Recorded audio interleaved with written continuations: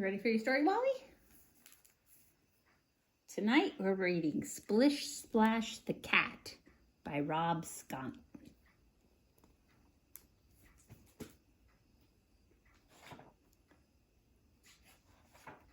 Splat purred happily in his sleep as candy fish of all shapes and sizes swam through his dreams. He reached out to catch one.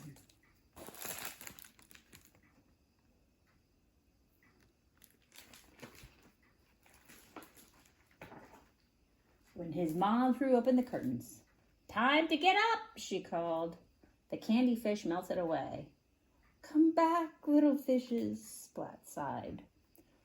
"Oh, I almost forgot," said Splat's mom. "Spike's coming over for a play date after cat school." "Spike! Spike! Spike!" spluttered Splat. "Spike will eat all the candy fish and play with my toys until they break."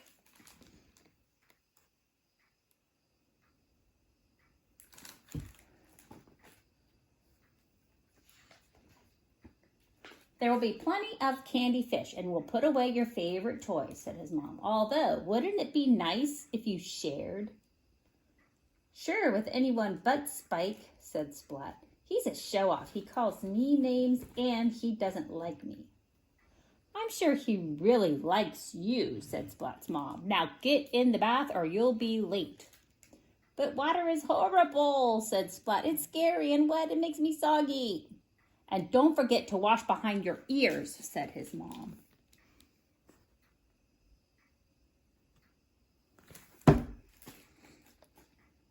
"All right, Wally." A few seconds later. "Finished!" cried Splat.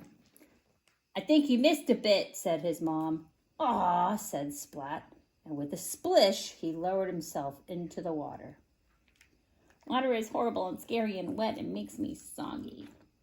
"Oh, I almost forgot. You began swimming lessons at school today," said his mom.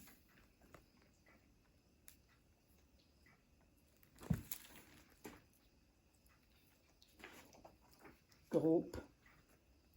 "This is not going to be a good day," Splat said at breakfast. Seymour shook his head.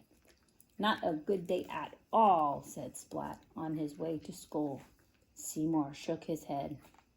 "Can this day get any worse?" Splat asked. Seymour looked through Splash's legs and nodded.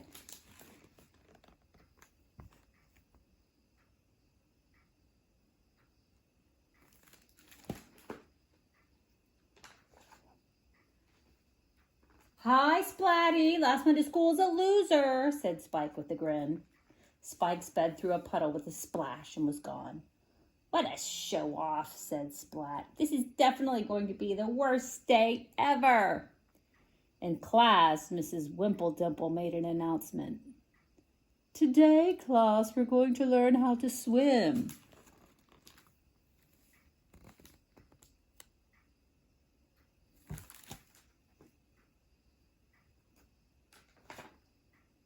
"Hurrah!" cheered Plank.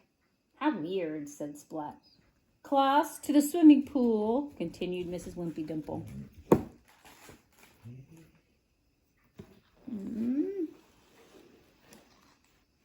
Oh, is that more comfy?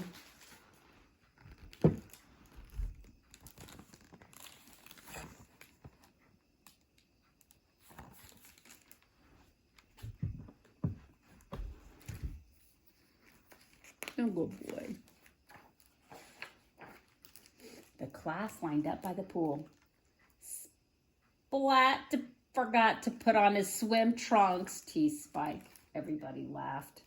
"No, I haven't. They're black and furry," Splat replied.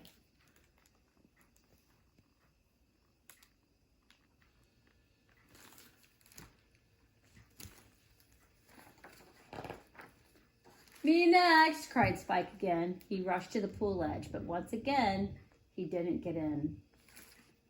"I forgot something else," he said. More of the class got into the pool. Soon, there were only two cats left by the side of the pool, Splat and Spike. "Come on in," said Mrs. Wimpy Dimple. "It's a lot of fun."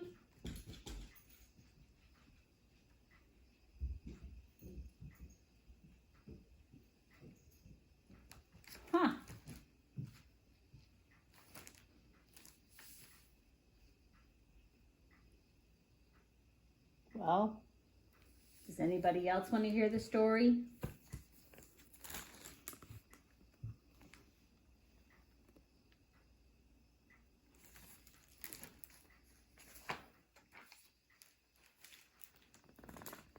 Splat couldn't keep quiet any longer.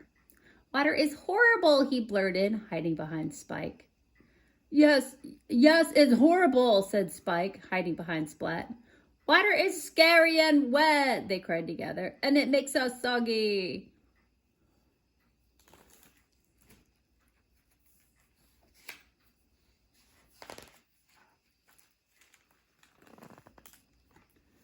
Splat was confused. He thought Spike wasn't afraid of anything.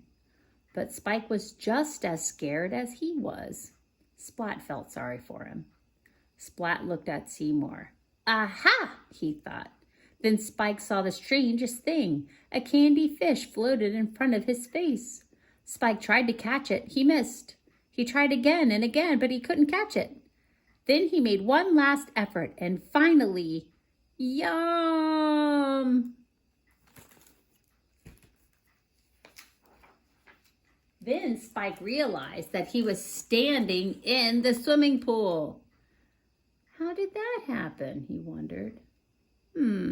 It doesn't feel horrible or scary or too wet, thought Spike.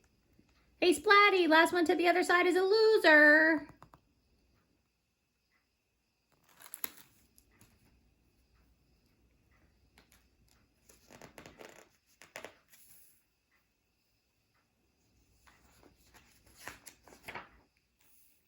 If Spike can do it, so can I, thought Splat. He took a deep breath and jumped. Splat! It tickles, said Splat. Water's not horrible at all, Splat called to Spike. Last one to the other side is a loser.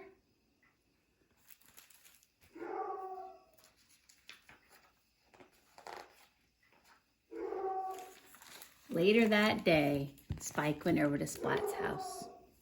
He ate lots of candy fish and played with Splat's toys, but he only broke one. He also gave Splat the perfect present.